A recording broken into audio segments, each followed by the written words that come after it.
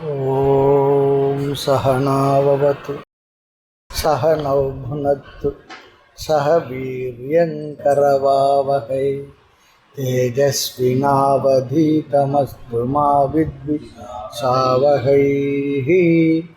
ॐ शान्ति शान्ति शान्तिः. ஆதிகுருவின் அருளாலும் சத்குருநாதருடைய அனுகிரகத்தினாலும் உபனிஷதங்கள் வரிசையில் நாம் இப்பொழுது தைத்திரிய உபனிஷத் என்ற உபனிஷத்தை நாம் கேட்க ஆரம்பித்துள்ளோம். ஒவ்வொரு உபனிஷத்திற்கும் ஒரு முகவுரை ஒன்று இருக்கும். எல்லா உபனிஷத்தினுடைய முகவுரையும் சேர்த்தோம்னா அதுவே ஒரு பெரிய ஒரு விளக்கமாக நமக்கு வேதாந்தத்துடைய விளக்கமாக நமக்கு அமைந்திருக்கும். இந்த முகவுரையானது அந்த உபனிஷத்தினுடைய கருத்துக்கு மையமாக அமைந்திருக்கும். உபனிஷத் கூறுகின்ற கருத்துக்கு ஒரு நுழைவாயிலாக அமைந்திருக்கும். அப்படிதான் நம்ம பார்த்துக்கிட்டு இருக்கோம். இந்த உபனிஷத்தை நாம் மனன கிரந்தமாக, மனனத்திற்கான உபனிஷதாக நாம் பார்க்க இருக்கின்றோம். மனனம். வேதம் என்பது ஒரே சாஸ்திரமாக, ஒரே நூலாக இருந்தாலும் கூட அதை நாம் இரண்டாக பிரிப்போம். பெரியவர்கள் இரண்டாக பிரித்து நமக்கு சொல்லுகின்றார்கள். அதில் முதல் பகுதி கர்ம காண்டம், இரண்டாவது பகுதி ஞான காண்டம் என்ற இரண்டு பிரிவுகள். எதன் அடிப்படையில் இப்படி பிரிக்கின்றார்கள் என்று பார்த்தால், விஷயத்தின் அடிப்படையில், அது தருகின்ற பலனின் அடிப்படையில், அதை விரும்புகின்ற மனிதர்கள் அதிகாரி அடிப்படையில், இந்த மூன்றும் தான் வேதத்தை இரண்டு பகுதிகளாக பிரிப்பதற்கு காரணமாக அமைந்துள்ளது. விஷய அதிகாரி பிரயோஜனம். இந்த வேதத்தினால் வேதமானது இரண்டு பகுதிகளாக பிரிக்கப்படுகிறது. இதெல்லாம் நமக்கு தேவையான அடிப்படையான தெரிந்திருக்க வேண்டிய விஷயங்கள். இந்த வேதத்தின் முதல் பகுதியாக கர்ம காண்டத்தில் விதவிதமான யஜ்ஞ யாகங்கள், தியானங்கள், பூஜைகள் எல்லாம் சொல்லப்பட்டிருக்கும். அதை பூர்வ மீமாம்சா சொல்லி சொல்றோம், அல்லது கர்ம காண்டம் சொல்லி சொல்றோம். இரண்டாவது பகுதியில் பரம்பொருளுடைய தத்துவங்கள் பேசப்படுகின்றது. இரண்டாவது பகுதியில் பரம்பொருளுடைய தத்துவங்கள். அடுத்து வேதத்தின் முதல் பகுதியினுடைய பலன்கள், அது விஷயங்கள் என்ன தருகின்றது என்றால், இந்த உலகத்தில் எத்தனையோ பொருள்கள் நிறைய இருக்கு. வீடு, பதவி, விதவிதமான உறவுகள், சுக வஸ்துக்கள், ஆரோக்கியம் என்றெல்லாம் என்னென்னவோ நம்மால் கேட்பதற்கு நமக்கு நிறைய விஷயங்கள் இருக்கு. அந்த பொருள்களை அடைவதற்காகவும், அடுத்து நமக்கு வேண்டாத பொருள்களை நீக்குவதற்காகவும், ஒன்று சேர்த்தல் வேண்டுமென்று, சிலதை வேண்டாம் என்று நீக்குதல், இது இரண்டிற்காக இந்த பகுதியானது அமைந்திருக்கின்றது, கர்மகாண்ட பகுதி. பொதுவாக வேதம் ஏன் இரண்டு விதமாக பேசணும்னு சொல்லி சொன்னா, இரண்டு விதமான பலன்களை கொடுக்க வேண்டும். அடுத்து மனிதர்கள் அடைகின்ற துயரங்களும் இரண்டு விதமாக இருக்கு. அதை நீக்குவதற்கு உபாயமும் இங்கு பேசப்படுகின்றது. ஒரு மனிதன் தன்னுடைய துயரத்துக்கு என்ன காரணம் என்று சிந்தித்து பார்க்கும் பொழுது, பொருள் இல்லாமை தான் என்ற துயரத்துக்கு காரணம் ஒரு மனுஷன் நினைக்கிறான், பொதுவாக நினைக்கிறான். பொருள் இல்லாமை, அது வேணும்னு நினைக்கிறான். அப்படி தீர்மானிச்ச பிற்பாடு, வேண்டும் என்று தீர்மானிச்ச பிற்பாடு வேதமானது உபாயத்தை சொல்லணும். ஏனென்றால் அவனால் இயலவில்லை. அதற்காக என்ன பண்றான்? வேதத்தினுடைய அல்லது இறைவனுடைய துணையை நாடுகின்றான். அந்த இடத்துல அவனுக்கு பணத்தை தியாகம் செய் என்று உபதேசம் செய்யக்கூடாது. சொன்னா ஓடி போயிடும். அவனுக்கு தேவை அது, எது தேவையாது. எல்லாருமே கடவுள் இடத்துல எதுக்கு டாக்டர்கிட்ட எதுக்கு போவோம்? ஆரோக்கியம் குறைஞ்ச ஆரோக்கியத்துக்காக போவோம். அதுபோல் கடவுள் இடத்துல எதுக்கு போவோம்? நமக்கு என்ன குறை இருக்கு, அந்த குறையை கேட்பதற்காக இறைவன் இடத்துல போறோம். பொதுவாக அப்படிதான். சில பேர் கேட்பாங்க, இப்போ நல்லா தானே இருந்த, என்ன இப்போ அடிக்கடி கோயிலுக்கு போறேன்னு கேட்பான்.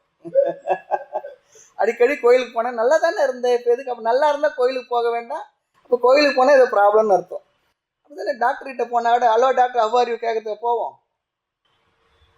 நமக்கு ஏதோ ஒரு சிரமம் இருக்கு, அதை கேட்கறதுக்காக போவோம். ஆனால் வேதமானது என்ன பண்றதுன்னா, உனக்கு அதையும் தரேன், ஆனா ஒரே ஒரு விஷயம், தர்மம் என்பதையும் சேர்த்து தர்மத்தோடு பணம் சம்பாதிக்க உபதேசிக்கின்றது. அதனால்தான் தர்ம அர்த்த காம மோட்சம் சொல்லி 4 புருஷார்த்தங்கள் வச்சாங்க. முதல் தர்மம். தர்மமா இருக்கட்டும், நீ எவ்வளவு ஒன்னா பணம் சம்பாதிச்சுக்கோ, எவ்வளவு ஒன்னா சுகத்தை அனுபவிச்சுக்கோ, தப்பே இல்லை, தடையே இல்லை. ஆனால் அது எல்லாம் தர்மமாக இருக்கட்டும் என்ற ஒரு பெரிய ஸ்பீட் பிரேக்கரை போட்டு தர்மமா இருக்கட்டும். ஆகவே இதையெல்லாம் அடைவதற்கு வேதம் இப்படிதான் நமக்கு உபதேசம் பண்ணுகின்றது. தர்மமா இருக்கணும். தர்மம் தான் அனைத்துக்கும் மூலம். அடுத்து பகைவர்களிடமிருந்து என்னை காப்பாற்றிக் கொள்ள வேண்டும், அவர்களை அழிப்பதற்காக ஒரு உபாயம் வேணும்னு சொல்லி சொன்னா, இதெல்லாம் பெரும்பாலும் ராஜாக்கள், அந்த காலத்து அரசர்கள் செய்வது. சத்ரு சம்ஹார யாகம் அப்படி சொல்லி இந்த புதுக்கோட்டைக்கு போயிட்டு வரும் SS கோட்டைன்னு ஒரு ஊர் இருக்கு. அது SS கோட்டைன்னு சொல்லுவாங்க. அது என்னன்னா சத்ரு சம்ஹார கோட்டை. அந்த இடத்துக்கு பேர் அதுக்கு SS கோட்டைன்னா. அப்புறம் தான் தெரிஞ்சது சத்துருக்களை எல்லாம் துவம்சம் பண்றதுக்காக கட்டப்பட்ட கோட்டை சொல்லி SS கோட்டை. ரொம்ப பேருக்கு நான் நினைப்பேன், சில ஊருக்குள்ள அந்த பக்கத்தில் இனிஷியல் இருக்கு. மனுஷனுக்கு தான் இனிஷியல் இருக்கும், வேதத்துக்கு அதாவது ஊருங்களுக்கு இனிஷியல் இருக்கான்னா டி கல்லுப்பட்டி, எம் கல்லுப்பட்டி அப்படிலாம் சொல்றாங்க பாருங்க. அது போல இங்க SS கோட்டையில் அப்படி ஒரு அர்த்தம் இருக்கு. ஆக மனிதர்கள் சில பொருள்களை அடைய வேண்டும் என்று சிலது பிரார்த்திக்கின்றார்கள், பிராப்திக்காகவும். சில பொருள்கள் விலக வேண்டும், நிவர்த்திக்காகவும் இறைவனையும் வேதத்தையும் நாடுகின்றார்கள். அல்லது பரிகார ரூபமாகவும் சில விஷயங்கள்லாம் சொல்லப்பட்டிருக்கின்றது. பரிகார ரூபம். இதெல்லாம் சொல்றதுக்கு காரணம், இதுதான் லட்சியம் என்று அவர்கள் முடிவு செய்த பிறகு அந்த லட்சியத்தை அடைவதற்கு வேதமும் துணை புரிகின்றது, இறைவனும் துணை புரிகின்றார், துணை புரியணும். ஏன்னா அவனுக்கு தேவை இருக்கு. அதுக்காக அங்க போயிட்டு நம்ம வேதாந்தெல்லாம் பேசக்கூடாது. அவனுடைய தேவைக்காக வந்திருக்கார். டாக்டர்கிட்ட போயிட்டு எனக்கு இந்த உடம்பு சரியில்லை டாக்டர், அது அப்படிதான் இருக்கும் பார்த்துக்கோன்னு சொல்றதுக்காக டாக்டர்கிட்ட போவோம். அவரும் முயற்சி பண்ணுவார், என்ன முயற்சி பண்ண அதெல்லாம் மருந்தும் கொடுப்பார். முடியல, இது முடியாது தெரிஞ்சா கூட கடைசியில் என்ன பண்ணுவார், நம்மளை விட மாட்டார், மருந்து கொடுத்து ஏதோ பண்ணுவார். ஆக மனதிலிருந்து வருகின்ற ஆசைகளை எல்லாம் நிறைவேற்ற, துயரத்திலிருந்து நம்முடைய மனதை விடுவிப்பதற்கு, அமைதிப்படுத்துவதற்கு வேதம் முதலில் ஒரு உபாயத்தை பயன்படுத்துகின்றது. அதுதான் வேதத்தினுடைய முதல் பகுதி, பூர்வ பாகம், கர்மகாண்டம் அல்லது பூர்வ மீமாம்சைன்னு சொல்லி சொல்றோம். ஆக வேதத்தின் முதல் பாகம் பொருள், புத்திரன். கோயிலுக்கு போனா யார் நல்ல வாத்தியார்னா, நல்ல சங்கல்பம் சொல்றவர் தான் நல்ல வாத்தியார். தனம் தானியம் பகுபுத்திர லாபம் தீர்க்கமாயுகு எல்லாம் சொல்லணும். தாத்தா போயிருப்பார், அவருக்கும் பகுபுத்திர லாபம், ஏற்கனவே பெத்த புத்திரனால தான் இப்படி இருக்கார், அது தெரியாது. அங்க சாமி போனால் அவருக்கு பகுபுத்திர லாபம். ஆனா ஒரு கிராமத்தில் இருக்க கோயிலுக்கு போயிருக்கும் பொழுது அங்க ஒரு சாதாரண பகு சிஷ்ய லாபம்னார் போன சாமிக்கு. அதான் சரி, ஒரு வகையில குருமார்களுக்கு சிஷ்யர்கள் தான் புத்திரர்கள், அது வேற. இருந்தாலும் பகு சிஷ்ய லாபம் சொல்லி சொன்னார், நல்லதா இருக்கு. ஆக வேதத்தின் முதல் பாகம் பொருள், புத்திரம், இன்னும் என்னென்னலாம் வேணுமோ அதெல்லாம் மனதில் உள்ள அந்த ஆசைகளை எல்லாம் சொல்லி நிறைவேற்றுவதற்கு உபாயங்களை நிறைய சொல்லியிருக்கு. காரணம், மனிதன் நான் அதை அடைந்தால் நான் திருப்தியாக இருப்பேன், இதை அடைந்தால் நான் திருப்தியாக இருப்பேன், இதை நீக்கினால் நான் நிம்மதியாக இருப்பேன், இப்படிலாம் நினைக்கும் பொழுது நீக்குவதற்கும் சேர்ப்பதற்கும் ஒரு உபாயங்களை நிறைய சொல்லி இருக்கின்றது. நமக்கு தெரியும், அதெல்லாம் இருக்கு என்பது தெரியும். அடுத்து மனதில் தோன்றிய ஆசைகளை எல்லாம் பூர்த்தி செய்து வாழ்பவர்களுக்கு, அதிலும் தர்மப்படி வாழ்ந்தார்கள் என்றால், அப்படி தர்மப்படி இந்த ஆசைகளை எல்லாம் முறையாக பூர்த்தி செய்து வாழ்ந்தவர்களுடைய மனதிலே ஒரு விவேகம் தோன்றும், ஒரு விதமான விவேகம். தர்மம்தான் விவேகத்துக்கு மூல காரணம். அதெல்லாம் மனதில் ஒரு விவேகம் வருமா? இல்லை, சில பேர் அப்படிலாம் இல்லாமே விவேகம் வந்திருக்கு எனக்கு, நான் இதெல்லாம் செய்யலையே சொல்லி சொன்னால் அந்த இடத்துல சொல்றது சாஸ்திரம், ஏற்கனவே நீ இதெல்லாம் செய்திருப்ப, இப்போ உனக்கு இந்த விவேகம் வந்திருக்கு. ஆகவே விவேகம் வரும், வந்திருக்கும், அங்கே அறிவும் வந்திருக்கும். அது எப்படிப்பட்ட எண்ண விவேகம்? அப்படியே படிப்படியாக பார்க்கலாம், அழகாக இருக்கணும். அநேகமாக அந்த முகவரே 2 வகுப்புகளுக்கு போகிற அளவுக்கு விஷயம் காரணம் இது நல்ல ஒரு அற்புதமான உபநிஷத். அதுக்குள்ளே போகிறது முன்னே அந்த உபநிஷத்துடைய கருத்துக்களை புரிந்து கொள்வதற்கு இந்த முகவுரையெல்லாம் ரொம்ப மிக மிக பயன்படும். என்ன விவேகம் வந்திருக்குன்னு சொல்லி சொன்னால், வாழ்க்கையில் என்னை எதுவெல்லாம் திருப்திப்படுத்தும் என்று முயன்று நான் பெற்றேனோ, வாங்கி வைத்தேனோ, குவித்து வைத்தேனோ பொருள்களை எல்லாம், அவைகள் எதுவுமே என்னை திருப்திப்படுத்தவில்லை என்ற ஒரு அறிவு வருமா? புரியுமா அவனுக்கு? அவைகள் என்னை சிறிது காலம்தான் திருப்திப்படுத்தியது. அதன் பிற்பாடு என்ன பண்றேன்? என்னை மேலும் திருப்திப்படுத்திக் கொள்வது, மேலும் சில பொருள்களை சேர்த்தேன், மேலும் சில உறவுகளை சேர்த்தேன், மேலும் சில நண்பர்களை சேர்த்தேன், மேலும் சில சூழ்நிலைகளை மாற்றி அமைத்தேன். அதெல்லாம் என்ன பண்ணுச்சுன்னா, ஒரு காலத்தை திருப்திப்படுத்துச்சு, அதுக்கப்புறம் அதில் திருப்தி போயாச்சு. ஆனால் இவனுக்கு என்ன தோணுது? என்ன பொருளை சேர்த்தாலும் எனக்கு முழு திருப்தி வரவில்லையே என்ற அறிவு அவனுக்கு வந்திருக்குமா? எப்படி வாழ்ந்தவனுக்கு? தர்மமாக இருந்து ஆசைகளை முறையாக நிறைவேற்றி கொண்டவன். பாகவதத்துல ஒரு உதாரணம் சொல்லுவாங்க. உலகத்தில் உள்ள பொருள்கள் நம்மை திருப்திப்படுத்துவது எப்படி இருக்கு சொல்லி சொன்னா, ஒருவன் ஒரு பாரத்தை ஒரு தோல்ல, இடது தோல்லையோ இல்லை வலது தோலை சுமந்துட்டு போறான். கொஞ்சம் தூரம் போன உடனே இந்த வலது தோல் கொஞ்சம் வலிக்கிறது. அதனால என்ன பண்ண, அந்த பாரத்தை தூக்கி இடது தோல் வைக்கிறாங்க. அப்போ இடது தோல் வச்சா வலது தோல் இருந்த துயரம் வலி நீங்கியது. மறுபடியும் கொஞ்சம் தூரம் போன உடனே மறுபடியும் என்ன பண்ணுறான், மாற்றி இந்த பக்கம் வைக்கிறான். அல்லது முந்திலாம் பார்த்தா கிராமங்களில் ரோட்ல எல்லாம் அந்த சுமை தாங்கின்னு இருக்கும், அதில் வச்சுட்டு கொஞ்சம் நேரம் அப்பா எல்லாம் தேசத்தில் இருந்து இப்போலாம் பார்க்க முடியும், எல்லாம் எடுத்து போட்டாங்க. ரோடெல்லாம் அகலமாக்கின பிற்பாடு நிறைய விஷயங்கள் போயாச்சு. சாலையிலே புளிய மரம் ஜமீன்தார் வச்ச மரம்னா இப்போ எதுக்குமே இல்லை, மரங்கள்லாம் எடுத்துக்கிட்டே இருக்காங்க. சில சௌகரியங்களை தேடும்போது அதெல்லாம் தேவை இருக்கின்றது. அதுபோல தான் இந்த வலியை, துயரத்தை மக்கள் மறப்பதற்கு ஒரு இன்பம் தேவைப்படுறது, அல்லது வேற ஒரு துயரம் வந்தால் இந்த துயரம் மறைந்து விடுகின்றது. இப்படியா மாறி மாறி மாறி மாறி வாழ்க்கை நாமும் உலக பொருள் அடைவது இப்படி தான் சொல்லி சொல்கிறார். ஒரு பிரச்சனை தீர்ந்து அடுத்த பிரச்சனை, அதன் பிற்பாடு வேற ஒரு வழியில் இன்னொரு பிரச்சனை வருகின்றது. ஆக நமக்கு பல பிரச்சனைகள் இருந்தாலும் கூட நம் கண்முன் எல்லாம் என்ன ஒரே நேரத்தில் சேர்ந்து வர்றதில்லை. சில நேரத்தில் வரும், வரிசை கட்டி வரும், அப்படியும் இருக்கு. இப்போ படிக்கின்ற மாணவனை பார்த்தா, மாணவ பருவத்தில் அவன் நினைச்சிருப்போம், பரீட்சை நேரம் வந்தால் படிக்கணும்னு சொல்லி சொன்னால் ஹோம் ஒர்க் பண்ணும்போது நமக்கு வருத்தமாக இருக்கும். பெரியவங்களாம் டிவி பார்த்துட்டு சந்தோஷமாக சிரித்து பேசிக்கிட்டு இருப்பாங்க. அப்போ நமக்கு தோணும், அவங்க சந்தோஷமாக சிரித்து பேசுகிறாங்க, நமக்கு தான் படிப்பு பெரிய பிரச்சனையாக இருக்குது நம்ம நினைப்போம். சரி, படித்து முடித்த பிற்பாடு பாஸ் பண்ணியாச்சு, அதோட பிரச்சனை தீர்ந்துதா? அடுத்து வேலை தேடுறது பிரச்சனை, வேலை தேடின பிற்பாடு கல்யாணம் ஆகின பிரச்சனை, கல்யாணம் ஆன பிற்பாடு குழந்தை பிறந்த பிரச்சனை. இப்படியா பிரச்சனை டு பிரச்சனை தான் போயிட்டே இருக்கு. அது எது வரை இருக்கு? யாருக்கு பிரச்சனை இல்லை, மரண காலம் வரைக்கும் பிரச்சனை இருந்து கொண்டே இருக்கின்றது. கடைசி தான் தெரியுது, சர்வம் வியர்த்தம் மரண காலே.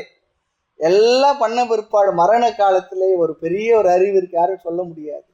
எல்லாம் நான் என்னென்ன பண்ண, எல்லாம் என்ன பிரயோஜனம், ஒரு பிரயோஜனம் இல்லை போல இருக்கேன்னு தோணுது. சர்வம் வியர்த்தம் மரண கால, மரண சமய. ஆக ஒரு கஷ்டம் வந்தால் மற்ற கஷ்டங்கள் கண்ணுக்கு தெரியறதில்லை, அதிலிருந்து நிவர்த்தி அடைந்தால் வேறு ஒன்று வந்து நிற்கும். அடுத்து வாழ்க்கையில் பல மனிதர்கள் நிறைய குறிக்கோள்கள் வச்சிருக்காங்க.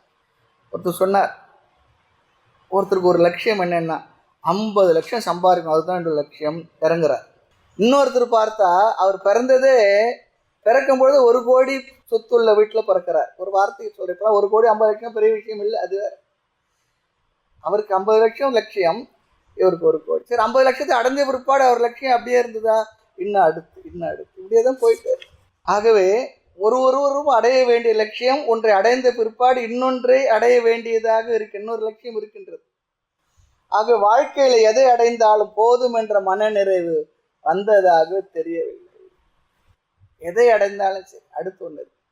அதனால தான் சொல்லுவோம், மோட்சம் என்பது என்னன்னா, எதை அடைந்த பிறகு வேறு எதையுமே அடைய வேண்டிய அவசியம் இருக்காதோ, அடைவதற்கு வேறொன்று இருக்காதோ, அதுதான் மோட்சம். ஆகவே தான் உபநிஷத் சொல்லுகின்றது, கஷ்சித் தீரக, யாரோ சிலர் நினைக்கின்றார்களாம் என்னவென்று, வேதத்தின் முதல் பகுதியில் சொன்ன சாதனங்களை பயன்படுத்தி பணம் பதவி இவைகளை எல்லாம் நான் அடைந்தாலும் கூட அதன் மூலமாக நான் என்னை நிறைவுபடுத்தி கொள்ள முடியாது. ஏனென்றால் இதுவரை அடைந்த எதுவுமே என்னை நிறைவுபடுத்தவில்லை. ஆகவே நான் என்ன நினைக்கிறேன், இனி நான் எதை அடைந்தாலும் அதுவும் என்னை நிறைவுபடுத்த போவதில்லை. இந்த உலகத்தில் உள்ள எந்த பொருளுக்கும் என்னை நிறைவுபடுத்துகின்ற சக்தி கிடையாது. அப்படிப்பட்டவர்களுக்கு ஒரு கேள்வி வருகின்றது, வேறு எதுதான் என்னை நிறைவுபடுத்தும்? எது எனக்கு கிடைத்தால் நான் திருப்தியாக இருப்பேன்? எங்கே நிம்மதி சொன்ன எங்கே மனிதர்கள் இல்லை, அப்படிலாம் இல்லை. இது எது என்னை நிறைவுபடுத்தும்? அப்படிப்பட்ட கேள்வி வந்த அவர்களுக்காகவே வேதத்தினுடைய 2வது பகுதி பேசுகின்றது. இப்போ நம்ம கர்மகாண்ட பகுதியை ரொம்ப சுருக்கமாக சாதாரணமாக சொன்னான்னா, கர்மகாண்ட பகுதி தான் நிறைய இருக்கு. 3/4 பகுதி கர்மகாண்ட பகுதி தான், ஒரு 1/4 பகுதி தான் ஞானகாண்ட பகுதி. ஆக இந்த கேள்வி வந்தவர்களுக்கு வேதத்தினுடைய 2வது பகுதி, உலகில் உள்ள எந்த பொருளும் என்னை திருப்திப்படுத்தாது என்ற விவேகம் வைராகியம் வந்துவிட்டால் வேதத்தினுடைய கடைசி பகுதியான ஞானகாண்டம் சொல்லுகின்றது, உன்னை நிறைவுபடுத்த பரம்பொருளை பற்றிய தத்துவத்தை நான் உனக்கு சொல்லிக் கொடுக்கின்றேன், அல்லது ஆத்ம ஞானத்தை நீ அறிய வேண்டும். என்றால் நிறைவை நான் எங்கிருந்தும் அடைய முடியாது. உலகில் உள்ள எல்லாம் அபூர்ணமானது தான். அபூர்ணத்திலிருந்து நான் பூர்ணத்துவத்தை அடைய முடியாது என்று தெரிஞ்ச பிறகு பூர்ணமான வஸ்து எதுவென்றால் பரம்பொருள் அல்லது ஆத்மா, அல்லது நீயே அந்த நிறைவின் வடிவமாக இருக்கின்றாய். அதை உனக்கு சொல்லிக் கொடுக்குறவான்னு சொல்றேன். ஆகவே அந்த நிறைவை அடைவதற்கு நமக்கு ஆத்ம ஞானத்தை உபாயமாக சொல்லிக் கொடுக்கின்றது. யாருக்கு? முதல் பகுதியில் சொல்லப்பட்ட எல்லாவற்றையும் அவன் அடைந்து அனுபவித்து பிறகு அவன் மனதில் வந்த விவேக வைராகியத்திற்கு பிறகு அவனுக்கு இந்த உபதேசமானது செய்யப்படுகின்றது. அவனுக்கு முழுமையாக துயரத்திலிருந்து விடுதலை அடையும் மார்க்கத்தை, ஆத்ம ஞானத்தை, பிரம்ம ஞானத்தை, ஈஸ்வர ஞானத்தை உபாயமாக, அதற்கு விஷயமாக வேதத்தின் கடைசி பகுதி பேசுகின்றது. எனவே ஒரு மனிதன் நிறைவை அல்லது வாழ்வின் லட்சியத்தை அடைய வேண்டுமென்றால், பூர்ணத்துவத்தை அடைய வேண்டுமென்றால் அவன் ஆத்ம ஞானம் அல்லது தன்னை பற்றிய ஞானம் அல்லது பிரம்ம ஞானத்தை அடைய வேண்டும். அப்போ கர்மகாண்டம் என்ன தருது, ஞானகாண்டம் என்ன தருது? ஞானகாண்டத்தில் அவனுக்கு பிரயோஜனம் என்ன? இனி அடுத்த கருத்து, இந்த ஞானத்தை எப்படி அடைவது? அடுத்து ஒரு பொருள் இருக்குன்னு தெரிஞ்ச ஒரு படம், அந்த பொருளை நான் எங்கு சென்று அடைவது, எப்படி அடைவது? மார்க்கம் சொல்லணும் இல்லையா? இருக்குன்னு சொன்னா வழி தெரியாதுன்னா என்ன பிரயோஜனம்? ஒரு பொருள் இருக்கு, ஒரு ஊர் இருக்கு, அங்கே போய் நான் அதை பார்த்துட்டு வந்தேன், சரி அந்த ஊருக்கு எப்படி போனோம் சொல்லணும், வழி சொல்லணும். அதுபோல் இந்த ஞானம்தான் இந்த நிறைவை தரும் சொல்லி சொன்ன ஆத்ம ஞானம். அந்த ஞானத்தை நான் எப்படி அடைவது? அடுத்து பார்க்குறோம், எந்த ஒரு ஞானத்தை நாம் அடைய வேண்டும் என்றாலும் ஞானத்தை கொடுக்கின்ற கருவியின் மூலமாகத்தான் அடைய முடியும். மலரினுடைய வர்ணத்தை தெரியும் என்ன பண்ணணும்? கண்ணைத்தான் பயன்படுத்தி பார்த்து தெரிந்து கொள்ளணும். அதனுடைய வாசனை தெரிந்து கொள்ள வேண்டும் என்றால் மூக்கை உபயோகப்படுத்தி தெரிந்து கொள்ள வேண்டும். சப்தத்தை அறிவதற்கு காது தான் பயன்படுத்தணும். இப்படி எந்த ஒரு கருவியின் மூலமாக நாம் அறிவை அடைகின்றோமோ அந்த கருவிக்கு பெயர் பிரமாணம். பிரமாணத்துக்கு ஒரு பெரிய லட்சணம் இருக்கு. அது தரும் அறிவை வேறொன்று தர முடியாது, வேறொன்றால் நீக்கவும் முடியாதுலாம் சொல்லி பார்க்கின்றோம். பிரமாணத்துக்கு லட்சணம்லாம் பார்த்துருக்கின்றோம். ஆக எந்த ஒரு கருவியின் மூலமாக ஒரு அறிவை அடைவோமோ அந்த அறிவுக்கு பெயர் அறிவிற்கு பெயர் அறிவு இல்லை, அறிவிற்கு பெயர் பிரமாணம். அப்போ ஒரு அறிவு வரணும்னா பிரமாணத்தை பயன்படுத்தி ஆகணும், அந்த கருவியை பயன்படுத்தி ஆகணும். நிறம் தெரியணும்னு சொல்லி சொன்னா கண்ணை மூடிட்டு நிறத்தை பார்க்க முடியுமா தொட்டு? ஒரு சப்தம் நமக்கு அந்த ஓசை கேட்க வேணும், காதை மூடிட்டு முடியுமா? முடியாது. அந்தந்த கருவியின் மூலமாக அந்த அறிவை அடைய வேண்டும். அந்த அறிவை தரும் கருவிக்கு பெயர் பிரமாணம். இங்க நாம் அடைய வேண்டியது ஆத்ம ஞானம் சொல்லி சொன்னா அல்லது பிரம்ம ஞானம் சொல்லி சொன்னா, இந்த பிரம்ம ஞானத்தை அடைவிக்கின்ற கருவி அல்லது பிரமாணம் எது? ரொம்ப ரொம்ப சுருக்கமா சாதாரணமா தான் பார்க்கறோம். இதெல்லாம் சாஸ்திரத்தினுடைய சாரமான கருத்துக்கள் இதெல்லாம். ஏன்னா நம்ம ஒரு 4-5 உபநிஷத்து பார்த்துட்டோம். அதில் இந்த முகவரியை பார்க்கும்போது இன்னும் சுருக்கமாக இன்னும் கொஞ்சம் ஆழமாகவும் நம்ம பார்க்கணும். வர்ணத்தை அறிவதற்கு கண், சுவையை அறிவதற்கு நாக்கு. சுவை என்னன்னு தெரிவதற்கு அந்த பொருள் தொட்டு பார்த்தா வருமா? காதல் வச்சு பார்த்தா சுவை தெரியுமா? நாக்கில் வைக்கணும். நாக்கு தான் சுவை அறிவதற்கு கருவி.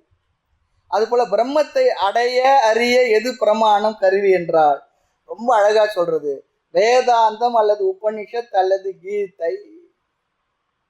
பிரம்ம ஞானத்தை அடைவதற்கு பிரமாணம் இங்கு கருவி வேதாந்தம் அல்லது உபனிஷத். உபனிஷத்து தான் பேர் வேதாந்தம். ஏனென்றால் அது வேதத்துடைய இறுதி பகுதியாக இருக்கிறதுனால வேதத்துடைய அந்த பாகம். ஆகவே அது வேதாந்தம், கீதை எல்லாம். ஆக வேதாந்தத்தினுடைய கடைசி பகுதி என்னென்ன ஒரு கருவியாக இருக்கு. அது வேதத்தினுடைய கடைசி பகுதி ஒரு கருவியாக இருக்கின்றது, பிரமாணமாக இருக்கின்றது. இந்த அறிவை தரும் கருவியாக பிரமாணம் பிரம்ம ஞானத்தை கொடுக்கின்றது.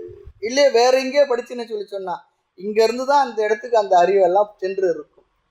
நான் வேதாந்தத்தை படிக்கல, உபநிஷத்தை படிக்கல, கீதையை படிக்கல, பிரம்மசூத்திரத்தை படிக்கல, ஆனா வேற ஒரு நூல்ல நான் ஆத்ம ஞானத்தை தெரிஞ்சுக்கணும்னு சொல்லி சொன்னா அந்த அறிவு இங்கிருந்து தான் சென்று இருக்க வேண்டும். ஆகையினால பிரம்ம ஞானத்துக்குரிய கருவி அல்லது பிரமாணம் உபநிஷதங்கள். இனி வேதாந்தம் என்ற பிரமாணத்தை எப்படி கையாண்டால் ஞானம் வரும்? அது ஒரு முக்கியமானது. பிரமாணத்தை கையாள தெரியணும். ஒரு கருவியை வாங்கிட்டோம், அதை ஹேண்டில் பண்ண தெரியலன்னு என்ன பிரயோஜனம்? அப்படி இந்த வேதாந்தத்தை எப்படி நாம் பயன்படுத்தினால் நமக்கு ஞானம் வரும்? வேதாந்தம் சப்த ரூபமாக இருக்கு. சப்த ரூபமா என்ன? வாக் சொல் வடிவா இருக்கு. அது தானேயும் பேசாது. என்னைக்காவது ஒரு நாள் நம்ம வீட்டில் இருந்த கீதை புஸ்தகமோ உபனிஷத் புஸ்தகமோ நம்ம கூப்பிட்டேப்பா ரொம்ப நாள் ஆச்சு, நான் செல்ஃபிலே இருக்கிறேன், வா உனக்கு இது உபதேசம் பண்ண சொல்லியிருக்கா, பேசியிருக்கா? பேசாது. என்னத்தான் எல்லா விஷயமும் பென்ட்ரைவில் இருந்தால் கூட அதை கம்ப்யூட்டரில் போட்டு தானே ஆன் பண்ணாதானே அதில் இருக்கிறது நமக்கு தெரியும், சொல்லும். அதுபோல் சப்த ரூபமாக இருந்தாலும் அது தானே பேசாது. அதை படித்தும் நாம் ஞானத்தை அடைய முடியாது, நாமே படித்தும். ஏனென்றால் எதை படித்தாலும் நமக்கு எந்த லெவலுக்கு அறிவு இருக்கோ அந்த அறிவின் அளவிற்குத்தான் அதை நாம் புரிந்து கொள்வோம். அப்படி படித்தே நாம் எல்லா அறிவையும் அடைந்து விட முடியும் என்றால் கல்லூரியும் தேவையில்லை, சாதாரண உலக நாலேஜில் கூட காலேஜ்லாம் தேவையில்லை, பள்ளிக்கூடம் தேவையில்லை, நாமே படித்து நாமளே தெரிஞ்சுக்கலாம். ஏன்னா எல்லாம் அவைலபிளாக இருக்குது. இதெல்லாம் புத்தகம் தான். இப்போ ஒரே சின்ன கம்ப்யூட்டரில் எதை தட்டினாலும் வந்துடுது, எல்லாம் வருது. ஆனால் போகிறோமே, பள்ளிக்கூடத்துக்கு போகிறோம், காலேஜுக்கு போகிறோம், ஒரு ஆசிரியர் தேவைப்படுறது. ஆக எந்த ஒன்றை படித்தால் நம்முடைய அறிவுடைய ஸ்டாண்டர்ட் என்னவோ அந்த அளவிற்கு தான் அந்த அறிவை புரிந்து கொள்ளும். அதுக்கு மேலே இருக்க விஷயத்தை நமக்கு புரிந்து கொள்வதற்கு நம்முடைய அந்த நேர அறிவுடைய அளவு அவ்வளவுதான். வெள்ளத்தனையது மலர் நீட்டம் சொன்னார் பாருங்க. மாந்தர்தான் உள்ளத்தனையது உயர்வுன்னு அது வேற ஒரு அர்த்தம் சொன்னாலும் கூட இங்கேயும் கொஞ்சம் பொருந்தும். ஆக கேட்டுத்தான் ஞானத்தை நாம் அடைய முடியும், அடைய வேண்டும். கேட்பதன் மூலமாக வேதாந்தம் ஆத்மாவை பற்றி என்ன அறிவை தருகின்றது என்ற அறிவானது நமக்கு வருகின்றது. இந்த கேட்டல் என்ற சாதனம் தான் ஸ்ரவணம் என்று சொல்லப்படுகின்றது. ஸ்ரவணம் கேட்டல் சொல்லி சொல்லப்படுது. அதனால்தான் சாஸ்திரத்தை கேளுன்னு தான் சொல்லியிருக்க, படின்னு சொல்லலை. கேட்டல் நல்ல ஒரு சம்பிரதாயமான குருவிடத்துல ஒழுங்கா உட்காந்து கொஞ்சம் கேளுன்னு தான் சொல்லியிருக்கு. அப்ப கேளுன்னு சொல்லி சொன்னா, கேட்டுன்னு சொல்லி சொன்னா நம்ம கேட்கறது ஒருத்தர் சொல்லணும் இல்லையா? நம்ம கேட்கணும், அவங்க சொல்லணும். ஆக கேட்டல் என்றால் வேதாந்தத்துல பல கருத்துக்களை சொல்லி இருந்தாலும் வேதாந்தத்தினுடைய மைய கருத்து என்னன்ற கருத்தை நாம் கேட்க வேண்டும். கேட்டல் என்றாலே மைய கருத்தை கேட்டல் தான் சொல்லிங்க அர்த்தம். மைய கருத்தா என்ன சொல்லி இருக்கு, அல்லது வேதாந்தம் என்னதான் சொல்ல வருகின்றது, அது எதுவரை கேட்கணும்? தாத்பரிய நிச்சயம் செய்யும் வரை. எதுவரையில சாப்பிடணும்னு என்ன சொல்லுவோம்? எதுவரை பசி தீருமோ அதுவரை. அது போல இங்கு எதுவரை கேட்க வேண்டும் என்றால் சாஸ்திரம் சொல்ல வருகின்ற மைய கருத்தை அது நிச்சயம் செய்கின்றவரை, தாத்பரிய நிச்சயம் செய்கின்றவரை கேட்பதற்கு பேர் தான் கேட்டல் சொல்லி அர்த்தம். ஏதோ கேட்டேன்னா அப்படிலாம் இல்லை. எதுவரை கேட்டப்பா அது சொல்றது இதுதான் என்று நன்கு நமக்கு தெளிவாக புரியும் வரை கேட்டல். ஆக நாம கேட்க வேண்டும் சொல்லி சொன்னா கேட்டல் என்ற அந்த சாதனத்துக்கு பெயர் தான் ஸ்ரவணம். அந்த வாக்கியத்தை கேட்டு அந்த வாக்கியமே நமக்கு ஞானமாக மாறும். சொல்லானது நமக்கு ஞானமாக வரும். நல்லோர் சொல் உணரின் ஞானம் வந்து தோன்றும் பராபரமே சொல்லுவார் தாய்மனர் சொல்வார். நல்ல ஒரு சொல் அதை உணர்ந்தால் நமக்கு ஞானம் வரும். ஆக வாக்கியத்தை கேட்டு அது ஞானமாக மாறுகின்றது. எதை பற்றிய ஞானம்? ஆத்மாவை பற்றிய அறிவை நாம் அடையும் வரை இந்த வேதாந்தத்தை அல்லது உபனிஷத்தை நாம் கேட்க வேண்டும். சரி, அந்த உபனிஷத்தானது ஆத்மாவை பற்றி தான் பேசுகின்றது சொன்னா அதை எப்படி நீங்கள் அது ஆத்மாவை பற்றி தான் சொல்றதுன்னு சொல்றீங்க? அது நிறைய விஷயங்களை சொல்லியிருக்கு, நிறைய கருத்துக்களை பேசியிருக்கு, ஆத்மா மட்டும்தான் பேசியிருக்கு என்று எப்படி நீங்கள் சொல்ல முடியும்னு சொன்னா இதுல ஒரே ஒரு விஷயம் இருக்கு. ஷட்லிங்கம், 6 விதமான அடையாளம் சொல்லுவாங்க. நம்ம பொதுவாக பார்ப்போம், அதெல்லாம் நம்ம இங்கே பார்க்கல. எந்த ஒரு கருத்தை மீண்டும் மீண்டும் சொல்லுமோ அந்த கருத்து தான் அந்த நூலினுடைய மைய கருத்து என்பதை நாம் புரிந்து கொள்ள வேண்டும். இந்த அடையாளத்தை வச்சு தான் நம்ம புரிஞ்சுக்கிறோம்.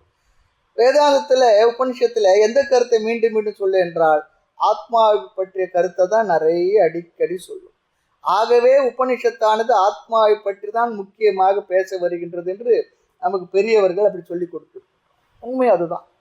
அடுத்து எந்த ஒரு கருத்துக்கு பலனும் சொல்லப்பட்டிருக்குமோ அதுதான் அதனுடைய மைய கருத்து. ஆத்ம ஞானத்தின் பலன்லாம் பார்த்துருக்கணும்.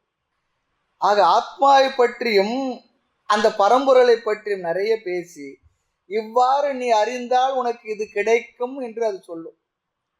இப்படியெல்லாம் சில முறைகளை கையாண்டு உபனிஷத்தினுடைய மைய கருத்தை கண்டு அறிந்து கொள்வதுதான், இதுதான் உபனிஷத்தின் மைய கருத்து என்பதை அறிந்து கொள்வதுதான் இங்கு கேட்டல்.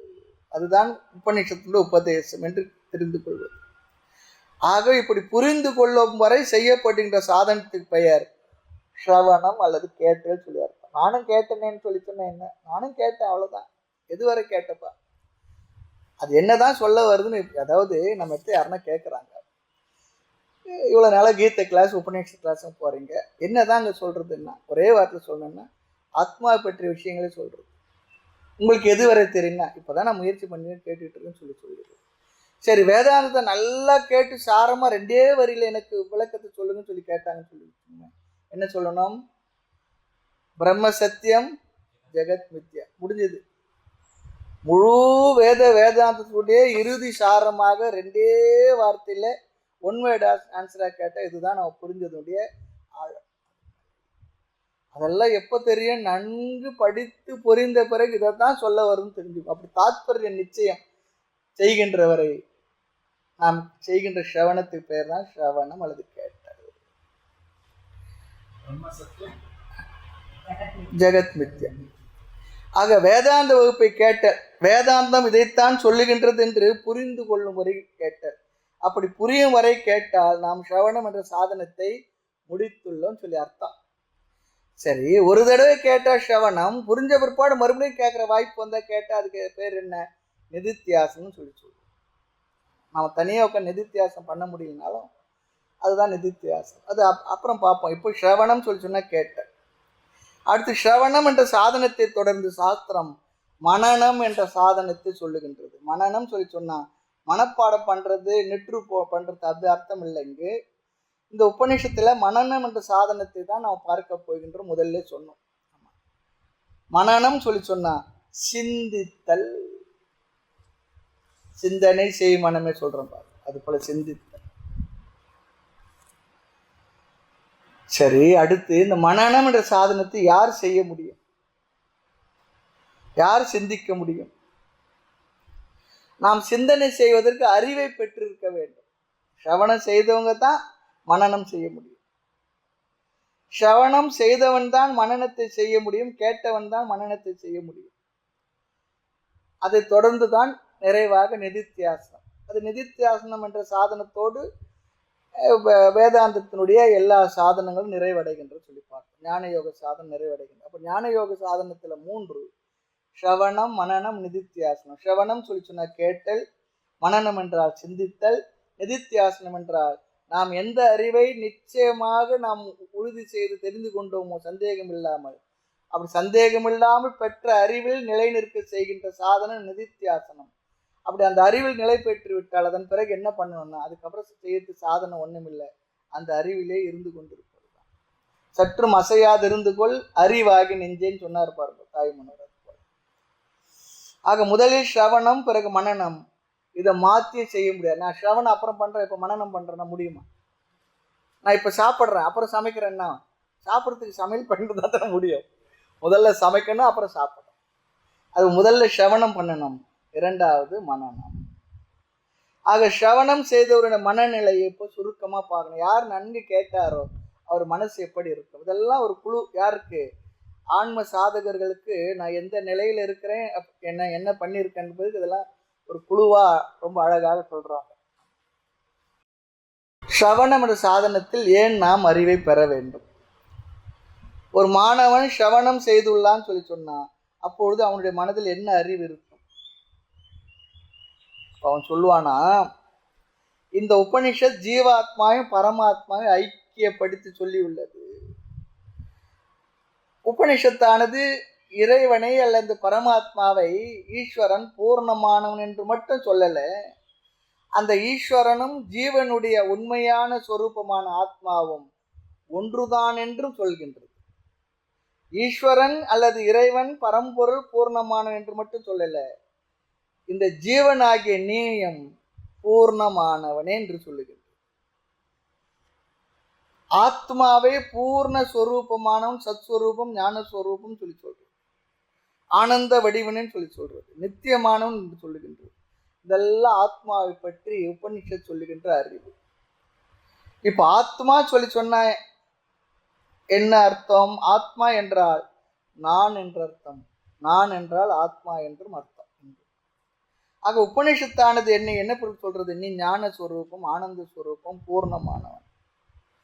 சுருக்கமா சொன்ன ஒரே வார்த்தை, நீ பூரணமானவன். பூரணமானவன்னா நீ முழுமையானவன், நிறைவானவன், குறைவே இல்லாதவன் சொல்லி சொல்றது. உன்னுடைய உண்மை ஸ்வரூபம் என்ன? உன்னுடைய உண்மை இயல்பு என்ன? நீ பூர்ணமானவன் சொல்லி சொல்ற. பூர்ணமா நல்லா ஞாபகம் வச்சுக்கணும். நம்ம வீடுகளில் பலகாரம் செய்தால் 2 நாள் பொறுத்து வருது அந்த பலகாரத்தில், அது இல்லை. இன்னொன்று கொழுக்கட்டில் இருக்கிற பூர்ணமும் அதுவும் நல்லா தான் இருக்கு சாப்பிட்றது, அது வேற. இங்க பூர்ணம் சொல்லி சொன்னா நிறைவு, நிறைவானவன், முழுமையானவன். ஆக உனக்கும் ஈஸ்வரனுடைய உண்மை ஸ்வரூபத்திற்கு வேறுபாடு இல்லைன்னு சொல்லி சொல்றது. மற்ற விஷயங்கள் எல்லாம் என்ன? மித்யா அல்லது பொய் அல்லது தோற்றம் மாத்திரமே சொல்லி சொல்றது. இந்த உலகம் என்பது ஒரு தோற்றம் என்றும் சொல்லுகின்றது. இப்படிப்பட்ட இந்த அறிவானது சாஸ்திரத்தை கேட்பவனுடைய அல்லது கேட்டவனுடைய மனதில் இருக்கும். நான் பூர்ணமானவன், நிறைவானவன், ஆனந்த வடிவினன் என்ற இந்த அறிவு இருக்கே, அது அவனுடைய மனதில் இருக்கணும். இந்த அறிவு இல்லை என்றால் அவன் இன்னும் சாஸ்திரத்தை முறையா கேட்கலன்னு சொல்லி அர்த்தம். அவனுக்கு இன்னும் ஸ்ரவணம் நிறைவு பெறல சொல்லி அர்த்தம். இந்த அறிவு என்று வருகின்றதோ அன்றுதான் என்ன? ஸ்ரவணத்தை அல்லது கேட்டலை முடித்தோம் என்றும் பொருள். இதெல்லாம் நம்ம மனசுல வாங்கி வச்சுக்கணும். ஆக கேட்டலின் மூலமாக நிச்சயமாக அவன் ஒன்றை புரிந்துள்ளான். இந்த ஞானம் வருகின்ற வரை அவன் கேட்க வேண்டும், நான் பூர்ணமானவன். இந்த ஞானம் ஸ்ரவணம் என்ற சாதனத்தால் வந்துள்ளது நமக்கு. இது எவ்வளவு நாள் ஆகும் சுவாமின்னா என்ன சொல்றது? 5 வருஷம் ஆகலாம், 10 வருஷம் ஆகலாம், 20 வருடம் கூட ஆகலாம். அதெல்லாம் கால நிர்ணயம்லாம் சொல்ல முடியாது. இனி அடுத்த சாதனம் மனனம். மனனம் என்றால் என்ன? யுக்தி பூர்வமாக சிந்தித்தல். ஸ்ரவணம் சொல்லி சொன்னா தாத்பரிய நிச்சயம் வரை கேட்டல். கேட்ட அவனுடைய மனதிலே இந்த ஆத்மாவானது பூர்ணமானது என்ற அறிவு வந்திருக்கும். அப்படி வரலன்னு சொல்லி சொன்னா அவன் இன்னும் முறையாத முழுமையா கேட்கல சொல்லி அர்த்தம். அடுத்து கேட்டவனுக்கு அடுத்து செய்ய வேண்டிய சாதனம் என்ன, ஏன் செய்யணும் அடுத்து பார்ப்போம். மனனம். மனனம் சொல்லி சொன்னா யுக்தி தக சிந்தனம், யுக்தி பூர்வமாக சிந்திப்பது.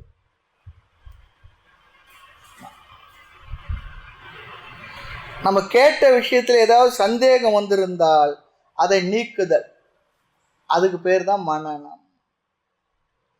பொதுவாக ஸ்ரவணம் என்பது மனனத்தோடு சேர்ந்தே நடக்கும்.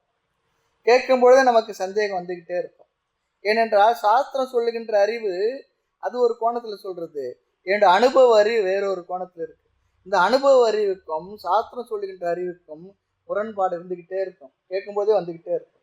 நீ பூர்ணமானன்னு சொல்றது, நிறைவானன்னு சொல்லி சொல்றது, ஆனந்த வடிவுன்னு சொல்லி சொல்றது, இன்னொரு குண்டு தூக்கி போட நீ பிறக்கவே இல்லைன்னு சொல்றது, நீ இறக்கவே இல்லைன்னு சொல்றது, இதெல்லாம் நமக்கு நம்முடைய அனுபவ அறிவு என்ன இருக்கு? பிறந்திருக்கிறேன், நான் இறக்க போறேன், காலைல எந்திரிச்சிருந்து தூங்குற வரைக்கும் அவ்வளோ பிரச்சனை இருக்கு எனக்கு, நீ பூர்ணமான முழுமையானவன் அப்படிலாம் சொல்லி சொல்றீங்க, அப்படியா? முரண்பாடு வந்துடுது.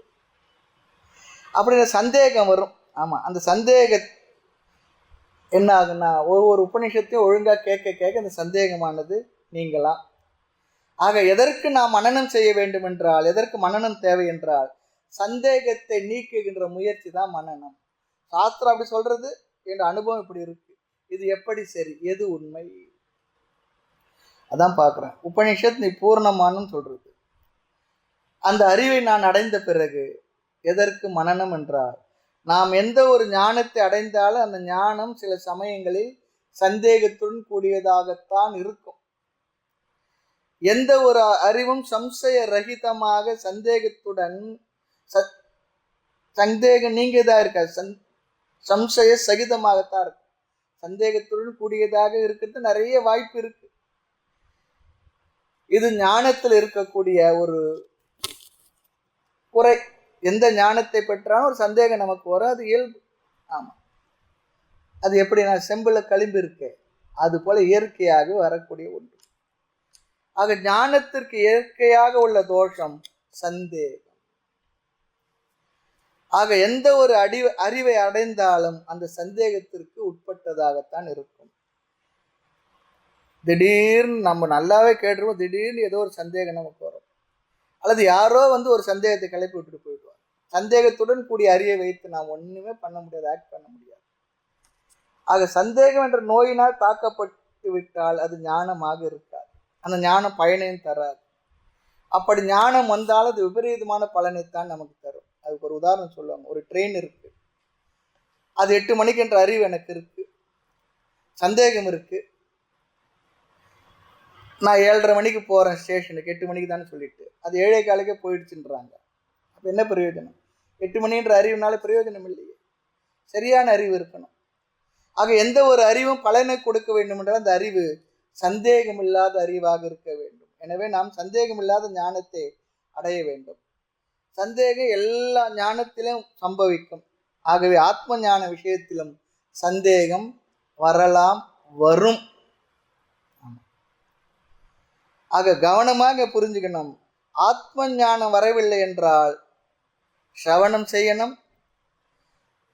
இல்லை, எனக்கு சிரவணத்துக்கு சரியான அறிவு வந்துட்டுதுன்னா ரொம்ப நல்லது. இல்லை என்றால் அந்த ஞானத்தை சந்தேகம் இருப்பதாக நாம் நினைத்தால், அந்த அறிவு சரியா தவறா என்று சந்தேகம் வந்தால் அதற்காக செய்கின்ற சாதனம் மனனம், அதன் மூலமாக நீக்கிக் கொள்ள வேண்டும். மேலும் தவறான அறிவு வந்தால் அதை சிரவணம் என்றே சொல்வதில்லை. நாம் அறகுறையான அறிவு வந்தால் நாம் அதை சிரவணம் என்று சொல்வதில்லை. ஆக சந்தேகமான அறிவை வைத்து நாம் ஒன்றும் பண்ண முடியாது, ஆக்ட் பண்ண முடியாது. ஆகவே நிச்சயம் செய்ய வேண்டும். பெற்ற அறிவு நிச்சயமான அறிவை தரணும், அறிவில் நிச்சயம் வேணும். ஆக சொல்ற அறிவிலே தெளிவுன்னு சொல்லி சொன்னோம். நிச்சயம் இருக்கணும், நிச்சயம் பண்ணணும். ஆக மனனத்துடைய தேவை. எந்த ஒரு அறிவுமே சந்தேகத்திற்கு உட்பட்டதாக இருக்கின்ற காரணத்தினால் அந்த சந்தேகம் நீக்கப்பட வேண்டும் என்றால் அதற்கு மனனம் என்ற சாதனம் தேவைப்படுகின்றது. ஆகவே இங்க மனன லட்சணமே என்ன இல்லையா? சந்தேகம் இருக்கும், அந்த சந்தேகத்தை தீர்க்கிறது தான். ஆமா, சந்தேகம் ஞானத்துடைய சுபாவம். அடுத்த கேள்வி, சந்தேகம் எப்படி வருகின்றது? ஆமா, அதுக்கு இன்னொரு உதாரணம் சொல்லுவார். ஒருத்தர் நம்ம இடத்துல ஏதோ ஒரு கடன் கேட்கிறார், ஒருத்தர் சொல்றார் அவருக்கு கொடுங்க, பரவாயில்ல திருப்பி கொடுத்துருவா சொல்றார். இன்னொருத்தர் ஓடி சொல்றார் இல்லை இல்லை கொடுக்காதீங்க, அவர் கொடுக்க மாட்டார். அப்போ நமக்கு ஒரு விஷயத்துல 2 விஷயம் வந்தாச்சு. இதில் நம்ம எதை நம்ம எடுத்துக்குவோம்? சொல்றவருடைய நாணயத்தை பொறுத்து, இல்லை இல்லை அவர் சரியா தான் சொல்றார், இவர் அவர் மேல இருக்க காழ்ப்புணர்ச்சியில சொல்றார் அப்படின்னும் பொழுது அந்த இடத்துல என்ன பண்ணணும், நம்ம கொஞ்சம் விசாரம் பண்ண வேண்டியதா இருக்கு. ஒரு அறிவு வந்தாச்சு, உதவி கேட்கிறார், நாமளும் கொடுக்கணும்னு நினைச்சிட்டோம், அதோட முடிஞ்சிட்டா பரவாயில்ல. ஒருத்தர் ஓடி சொல்றார் தனியா கூப்பிட்டு, அவர் கொடுக்காதீங்க, கொடுக்க மாட்டார், இல்ல அவர் கொடுக்கலாம், கொடுங்கன்னு சொல்றார். அது போல இங்க நான் பெற்ற அறிவில ஒரு சந்தேகம் ஆக ஒரு பிரமாணத்தில் அறிவு வந்துள்ளது, இன்னொரு பிரமாணத்துல என்ன சந்தேகம் உண்டு பண்ணி விட்டது. எது சரி என்றால் அங்குதான் என்ன சிந்திக்க வேண்டும், மனனம் செய்ய வேண்டும். ஆக சந்தேகம் எப்பொழுது வரும் என்றால், ஒரு பிரமாணத்தில் அறிவு வர, ஒரு கருவி ஒரு அறிவை கொடுத்து விட்டது, இன்னொரு கருவி எதிர்மறையான அறிவை தந்தால் அப்பொழுது சந்தேகம் வருகின்றது. எனவே இந்த பிரமாணங்களுக்குள் விரோதம் வந்தால் நமக்கு சந்தேகம் வருகின்றது. எல்லாருமே ஒரே விஷயத்தை சொல்லிட்டா சந்தேகம், 2 பேரும் பரவாயில்லைங்க கொடுங்கன்னா கொடுத்துட்டு இருப்போம், அப்படி இல்லை. ஆக இங்க வேதாந்தத்தில் எதில் நமக்கு சந்தேகம் வரலாம் என்றால், உபநிஷத்து என்ன சொல்றது மறுபடியும் ஞாபகப்படுத்திக்கங்க, நீ பூர்ணமான உனக்கு அழிவில்லைன்னு சொல்றது, நீ நித்தியமானவன் என்று சொல்கின்றது. உபநிஷத்தை படிக்கிறதுக்கு முன்னே என்னை பற்றி இந்த அறிவே கிடையாது. என்னை பற்றி நிறைய நான் குறைவாக தான் நினைச்சதேன். சொன்னவங்களாம் நீ அப்படி இப்படி அப்படியானவன், நீ வீணா போனவன் என்னெல்லாம் சொல்லிடு. ஆனால் உபநிஷத் சொல்லுகின்றது, உபநிஷத் பிரமாணம் மூலமாக நமக்கு ஒரு அறிவு வந்தாச்சு. நீ மரணமற்றவன், நீ அழிவற்றவன், நீ பூர்ணமான் என்ற அறிவு வந்துள்ளது. நீ நித்தியமானவன் சொல்றது, நான் நிரந்தரமானவன், அழிவதில்லை, எந்த நிலையில் எனக்கு மரணம் இல்லை. இது சாஸ்திரம் நமக்கு கொடுத்துடுச்சு. ஆனால் என்னுடைய அனுபவம் என்கின்ற பிரமாணம், பிரத்யக்ஷ பிரமாணம் என்ன பண்றதுன்னா, நான் முழுமையானவன் இல்லை, குறைவுடையவன், மரணத்திற்குட்பட்டவன், துக்கப்படுபவன், ஆசைக்குட்பட்டவன், வரையறைக்குட்பட்டவன். நான் இங்க இருந்தேன்னா அறையில் இல்லை, ஆசிரமத்தில் இருந்தா வீட்டில் இல்லை, வீட்டில் இருந்தா இங்க இல்லை. ஆனா சாஸ்திரம் சொல்றது நீ எங்கும் நிறைந்தவன் சொல்றது. இல்லையே, நான் ஒரு இடத்துல தானே இருக்கேன், என்னோட வீட்டில் கூட நான் இருக்கிற இடத்துல தான் இருக்கேன், கிச்சன்ல இருந்தா ஹாலில் இல்லை.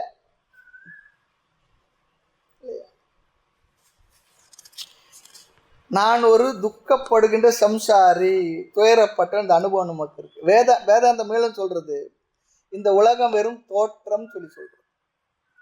ஆனா உபனிஷத் சொல்லுகின்ற அறிவு இருக்க, இந்த உலகம் மித்தியான்னு சொல்றது. ஆனா என்னுடைய அனுபவம் என்ன இருக்கு, இது உண்மையானது அப்படின்னு சொல்லி நினைச்சு.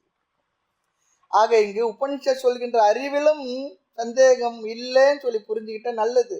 ஆனா சந்தேகம் வந்து விடுகின்றது. நாம பல வருடங்கள் படித்து நிச்சயமாக உபனிஷத் உண்மையைத்தான் சொல்கின்றது என்ற அறிவு நமக்கு இருக்கு. ஏனென்றால் அந்த உபனிஷத்து மேலையும் அது சொல்லுகின்ற குருவின் மேலையும் நமக்கு ஸ்ரத்தை இருக்கு, நம்பிக்கை இருக்கு, நம்பிக்கையோடு கேட்கிறோம்.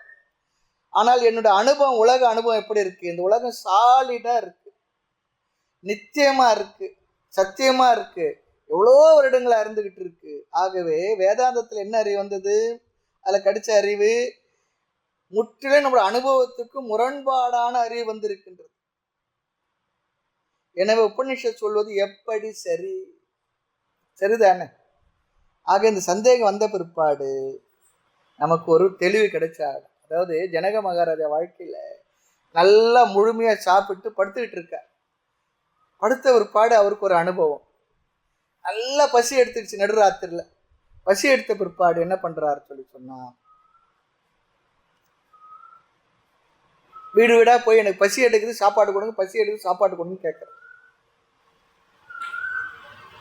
கெஞ்சுறார், அகோர பசி. அப்புறம் முழிச்சு பார்க்கிறார், அது கனவுன்னு தெரியுது. அப்பதான் வருது, அப்ப நான் சாப்பிட்டு நான் திருப்தியா படுத்தது உண்மையா, இப்ப பசி எடுக்குதுன்னு சொல்லி கனவுல எல்லார் வீட்டுக்கு போயிட்டு வந்தேனே அது உண்மையா, எது சத்தியம்? அப்புறம் தான் கேள்வி கேட்கிறார். அந்த கேள்விக்கு பதிலாக தான் அவர் குரு இடத்துல இருந்து ஆன்சர் கிடைக்கிறது. ஆக உபனிஷத் என்ன பேசியது என்பதில் சந்தேகம் இல்லை. அதிலேயே சந்தேகம் வந்தால் ஸ்ரவணத்துக்கு போயிடணும். ஆக இங்கு உபனிஷத் கருத்துக்களை கேட்டு ஸ்ரவணம் முடிந்தாயிற்று.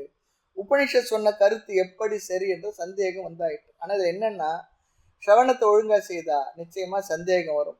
சந்தேகம் வந்தா நம்ம சந்தோஷப்படணும். ஏன் சந்தேகம் வருகின்ற அளவு கேட்டிருக்கனே. ஆக வேதாந்தத்துல எங்க சந்தேகம் வருமோ வரணுமோ அது வந்தாயிற்று.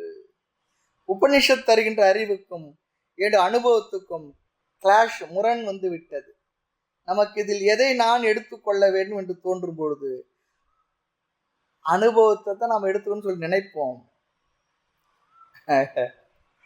சாஸ்திரத்துல வார்த்தையை நாம் எடுத்துக்கொள்வதற்கு தயக்கம் காட்டுவோம். அறிவு அனுபவம் இரண்டில் அனுபவம் தான் பிரபலமானது, பலமா இருக்கின்றது, வலுவா இருக்கு. ஒருத்தனுக்கு ஒரு தலைவலி, டாக்டர் கிட்ட போறார். அவர் எல்லாம் செக் பண்ணிட்டு ஒரு தலைவலி இல்லைன்னு சொல்றார். டாக்டர் சொல்றாரு, ஆனா தலைவலி எனக்கு இருக்கு. அதுக்கு என்ன பண்றது? டாக்டர் அவருடைய பேராமீட்டர்ல என்னென்ன சொல்லி உங்களுக்கு தலைவலி இல்லை பண்றது, எனக்கு அனுபவம் வேறையா இருக்கு. அப்ப என்ன பண்ணும்? 10 வருஷம் படிச்ச பிற்பாடு ஒரு முதல் விதமான சந்தேகம், என்ற அனுபவத்தின் அடிப்படையில் வருகிற சந்தேகம் என்ன சொல்லி சொன்னா, எங்க வரும் சொல்லி சொன்னா, ஜீவனும் ஈஸ்வரனும் அடிப்படையில் ஒன்றுதான் அத்வைதம் என்று சொல்லுகிற இடத்துல பெரிய சந்தேகம் வந்துடும். இந்த உலகம் வெறும் மித்யா தோற்றம் என்று குரு சொல்றார். உபநிஷத்துல படிக்கிறோம். இதே உபநிஷத்தை படிக்கும் சிலர் ஜீவாத்மா வேறு, பரமாத்மா வேறு, ஜெகத் வேறுன்னு சொல்லி சொல்றாங்க. 3 நித்தியம், முப்பொருள் உண்மை சொல்லி சொல்றாங்க. அது சைவ சித்தாந்தம். மேலும் ஜீவாத்மா பரமாத்மா என்று ஒன்று கிடையவே கிடையாது, இல்லையா? ஜீவாத்மா வேறுதான், பரமாத்மா வேறுதான். என்னுடைய உடல் எப்படி கை கால் இருக்குது, அது போல நான் அந்த பரமாத்மாவுடைய அங்கம் அப்படி சொல்லி சொல்ற சித்தாந்தம் இருக்கு.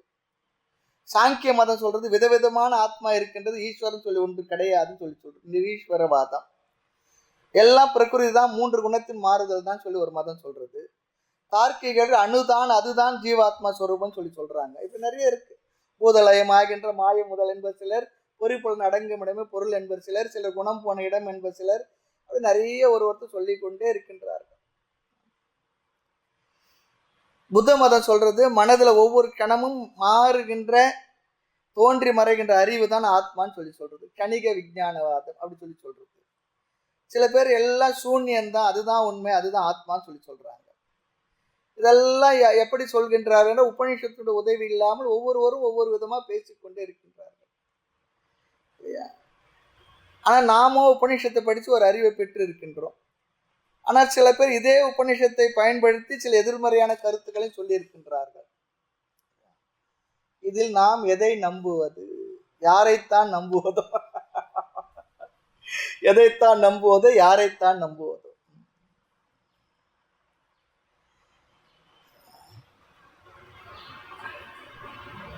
கயிறு அது பாம்பு இல்லை, ஆனா பார்க்குற நேரத்தை அது எப்படி தெரியுது? பாம்பா தெரிஞ்சுக்கிட்டு இருக்கு. ஏன் தெரிஞ்சது?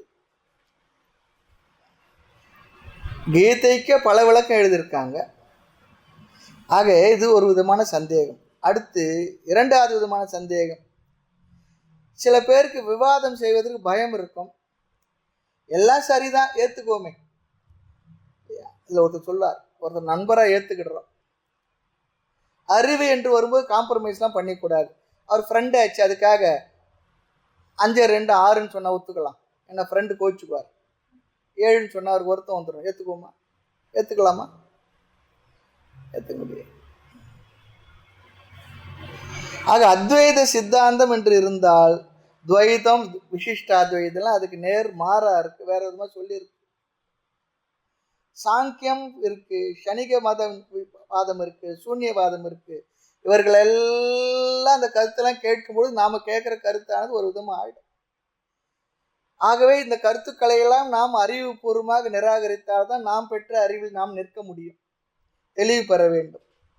அவர்கள் சொல்லுகின்ற கருத்துக்கள், வாதங்கள் நம்முடைய புத்தியை அசைத்து விடவும் கூடாது. ஆகவே நமக்கு அறிவு மட்டும் போதாது, அந்த அறிவு அசைக்கப்படாத அறிவாகவும் இருக்க வேண்டும். தாய்மன்னர் சொல்லுவார், யார் யார் எனக்கென்ன போதித்தும் என்ன என் அறிவினை மயக்க வசமோ. ஆமா, என் அறிவை மயக்கிறது தான் அது இருக்கக்கூடாது, பலமா இருக்கணும். யார் எதை சொன்னாலும் கூட என்னோட அறிவில் எனக்கு ஒரு கன்விக்ஷன், உறுதி தேவை. அந்த உறுதி வருவதற்காகத்தான் மனனம் என்ற சாதனம் தேவை. தவறை தவறு என்று புரிந்து கொள்ள வேண்டும், அறிவு சரியை சரி என்றும் புரிந்து கொள்ள வேண்டும். ஆமா, ஆக இதுதான் அறிவுடைய லட்சணம். தவறை தவறுன்னு புரிஞ்சுக்கணும், சரியை சரி என்று புரிந்து கொள்ள வேண்டும். இந்த அறிவு எதற்காக என்றால் பிறரோடு வாதம் புரிவதற்காக இல்லை, மற்றவருடைய கருத்துக்கள் வாதம் நம்முடைய அறிவை அசைத்து விடாமல் இருப்பதற்காக இது தேவை. நல்லா ஞாபகம். மற்றவங்களோட வாதம் பண்றதுக்காக இந்த அறிவு தேவையில்லை. நான் பெற்ற அறிவு இதுதான் சரி என்று நாம் உறுதி செய்து கொள்வதற்கு இந்த அறிவெல்லாம் நமக்கு தேவை இருக்கின்றது. அந்த காலத்தெல்லாம் தன்னுடைய கருத்தை நிலைநாட்டுவதற்காக வாதம் செய்வாங்களாம், அப்படிலாம் சொல்லுவாங்க. ஆச்சாரியர் ஆதிசங்கர் வாதபிக்ஷை கேட்டு தானே போனார் வாதத்தை. நிறைய பேர் இது போல பெரிய மகான்கள் தான். சில பேர் பேரெல்லாம் சொன்னோம்னா அவர்களெல்லாம் பெரிய மகான்கள் ஆச்சு, சித்தர்கள் ஆச்சு. ஆமாம், அவர்களெல்லாம் வழிபட தகுந்தவர்கள், வணங்க தகுந்தவர்கள், மகான்கள், மகாத்மாக்கள் இல்லைன்னு சொல்லலை. அவருடைய வாழ்க்கை நமக்கு படிகளாக இருக்கக்கூடியது. ஆக 2 விதத்தில் நம்முடைய அறிவு அசைக்கப்படலாம். ஒன்று, நம்முடைய அனுபவமே நம்முடைய அறிவை அசைக்கலாம். அடுத்து, மற்றவருடைய கருத்துக்கள் நம்முடைய அறிவில் குழப்பத்தை ஏற்படுத்தலாம். அசைக்க முடியாத அறிவு தான் நாம பெற்றிருக்க வேண்டும். எனவே மனனம் என்ற சாதனம் இங்கு தேவைப்படுகின்றது. ஆக எதை மனனம் செய்கின்றோம் சொன்னா, நம்முடைய அனுபவம் சாஸ்திரம் சொல்வதற்கு விரோதமாக இருக்கும் பொழுது, அனுபவம் சாஸ்திர ஞானம் இது 2க்கு விரோதம் வரும்போது அங்கு நாம் சிந்திக்க வேண்டும். இது 2க்கும் உள்ள விரோதத்தை மனனம் என்ற சாதனத்தின் மூலமாக நம்ம என்ன பண்றோம், சரி செய்து கொள்கின்றோம். அதுதான் இப்பதான் நாம் என்ன பண்ண போறோம், நிஜமான மனனத்துக்கு வருகின்றோம். மனனம் என்றால் நாம் இப்பொழுது செய்வதுதான் மனனம். சாஸ்திரம் என்னை பூரண என்று என்கின்றது, என்னுடைய அனுபவம் என்னை சம்சாரி என்கின்றது. இங்கே சந்தேகம் வந்தால் அங்கு என்ன ஆகின்றது சொன்னா, கேட்ட அறிவிற்கும் நம்முடைய அனுபவத்திற்கும் கேப் இருந்ததுன்னா அதுதான் கம்யூனிகேஷன் கேப்னு சொல்றோம் பாருங்க, அது இல்லையா. ஆக உபநிஷத் நம்ம இடத்துல பேசும்பொழுது உபநிஷத் என்னவென்று நினைத்து பேசுகின்றது அதையும் தெரிஞ்சுக்கணும். அது எந்த கோணத்தில் நம்மை பூரணன் என்கின்றது, நாம் எந்த கோணத்தில் என்னை குறைவுடையவன் நினைக்கின்றோம் என்றால், உபநிஷத் நம்மை பேசும் பொழுது ஆத்மாவாக நினைத்து பேசுகின்றது. நாம் என்னை நினைக்கும் பொழுது அல்லது நான் என்னை நினைக்கும் பொழுது இந்த உடலாக மனதாக நினைத்து நான் பேசுகின்றேன். இதுதான், இந்த கோணம் தான் முக்கியமானது.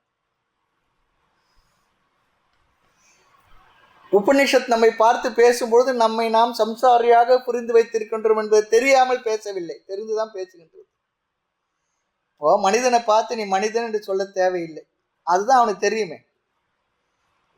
சைக்கலாஜிக்கல் ப்ராப்ளம் இருந்து தன்னை பாம்பு சிங்கம் சொல்லி நினைச்சிருந்து அது விஷயம் வேற இல்லையா.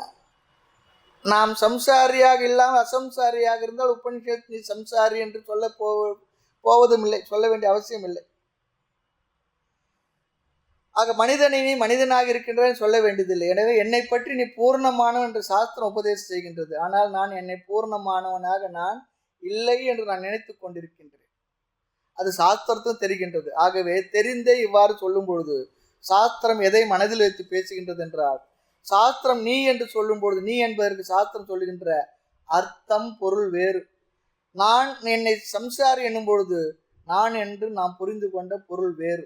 அதனால்தான் அந்த இடத்தில் நமக்கு முரண்பாடு வருகின்றது. சாஸ்திரம் நீ துவம் பூர்ணக சொல்றது. அப்பொழுது இந்த 3 உடலை ஸ்தூல சூக்ஷ்ம காரண சரீரத்தை நீக்கி நீ ஆத்மா என்று சொல்லுகின்றது. நாம் நம்மை சம்சாரி என்று சொல்லும் பொழுது இந்த 3 உடலையும் நான் என்று நினைத்து கொண்டு துயரப்படுகின்றோம். ஆமாம்.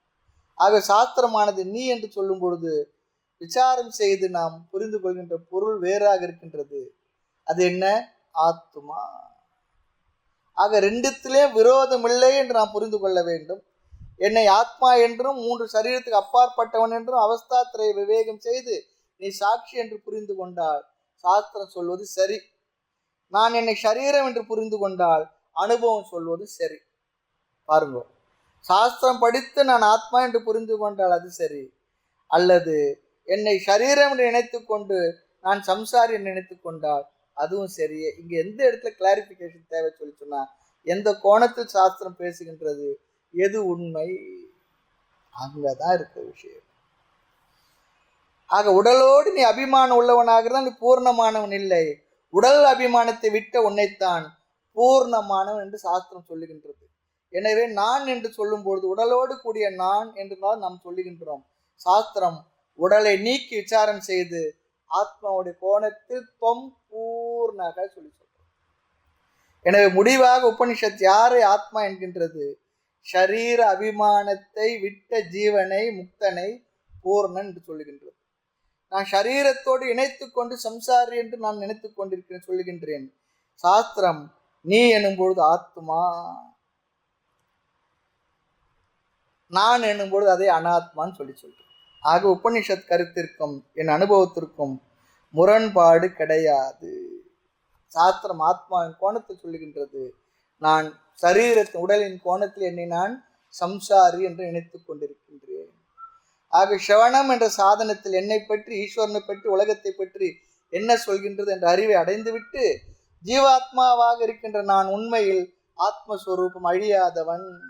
ஈஸ்வரனுக்கும் எனக்கும் தத்துவ திருஷ்டியில் வேறுபாடு இல்லை, ஷரீர திருஷ்டியிலே இந்த வேறுபாடு என்கின்ற இந்த முரண்பாட்டை நாம் நீக்கிக் கொள்வதற்காக மனனம் என்ற சாதனத்தை நாம் செய்ய போகின்றோம். இந்த மனனம் என்ற சாதனத்திற்கு இந்த உபனிஷத்தானது பேருதவி நமக்கு புரிய இருக்கின்றது. மேலும் விஷயங்களை அடுத்த வகுப்பில் பார்க்கலாம். மூர்த்தி எல்லாம் வாழி, எங்கள் மௌன குரு வாழி, அருள் வார்த்தை என்றும் வாழி, அன்பர் வாழி, பராபரமே ஐயனே எனதுள்ளே நின்று அனந்த ஜென்மங்கள் ஆண்ட மெய்யனே உபதேசிக்க வெளிவந்த குருவே போற்றி, உய்யவே முக்தி நல்கும் உதவிக்கோர் உதவினாயேன், செய்யுமாறு ஒன்றும் காணேன் திருவடி போற்றி போற்றி. அறிவிலே தெளிவு, நெஞ்சிலே உறுதி, அகத்திலே அன்பினோர் வெள்ளம், பொறிகளின் மீது தனி அரசாணை, பொழுதெல்லாம் எனது பேரருளின் நெறியிலே நாட்டம், கருமயோகத்தில் நிலைத்திடல் என்றிவை அருள்வாய், குறிகுணம் ஏதும் இல்லதாய் அனைத்தாய் குளவிடு தனிப்பரம் பொருளே, எண்ணிய முடிதல் வேண்டும், நல்லவே எண்ணல் வேண்டும், தென்னிய நெஞ்சம் வேண்டும், தெளிந்த நல் அறிவு வேண்டும், பண்ணிய பாப்பம் எல்லாம் பரிதி முன் பணியே போல நன்னிய நென்முன் இங்கு நசித்திடல் வேண்டுமன்னாய், காலமொடு தேச வர்த்தமானம் ஆதி கலந்து நின்ற நிலைவாழி கருணை வாழி, மாலறவும் செய்வ முதல் மதங்களாகி மதாதீதமான அருள் மரபு வாழி, ஜாலமிகும் எளிய நீ வழக்கு பேச தயவு வைத்து வளர்த்த அருள் தன்மை வாழி, ஆளடியில் பரமகுரு வாழி வாழி, அகண்டிதாகார அருள் அடியார் வாழி. ஓம் பூர்ணமத பூர்ணமிதம் பூர்ணாத் பூர்ணமுதச்யதே பூர்ணஸ்ய பூர்ணமாதாய பூர்ணமேவாவசிஷ்யதே. ஓம் சாந்தி சாந்தி சாந்தி. ஹரி ஓம். ஸ்ரீ குருப்யோ நமः. ஹரி ஓம்.